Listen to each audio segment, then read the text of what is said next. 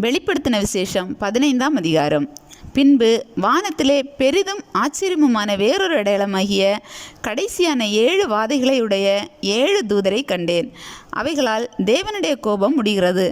அன்றியும் அக்கினி கலந்த கண்ணாடி கடல் போன்ற ஒரு கடலையும், மிருகத்திற்கும் அதன் சொரூபத்திற்கும் அதன் முத்திரைக்கும் அதன் நாமத்தின் இலக்கத்திற்கும் உள்ளாகாமல் ஜெயங்கொண்டவர்கள் தேவ சுரமண்டலங்களை பிடித்து கொண்டு அந்த கண்ணாடி கடல் அருகே நிற்கிறதையும் கண்டேன்.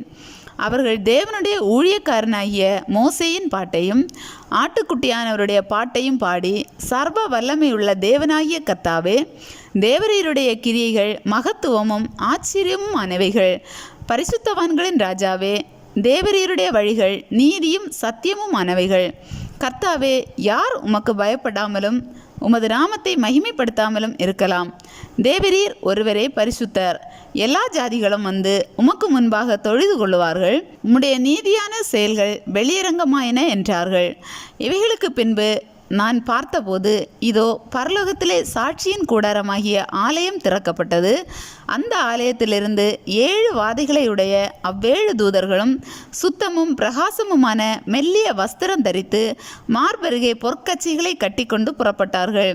அப்பொழுது அந்த 4 ஜீவன்களில் ஒன்று சதா காலங்களிலும் உயிரோடு இருக்கிற தேவனுடைய கோபாக்கினையால் நிறைந்த பொற்கலசங்கள் 7ஐயும் அந்த 7 தூதர்களுக்கும் கொடுத்தது.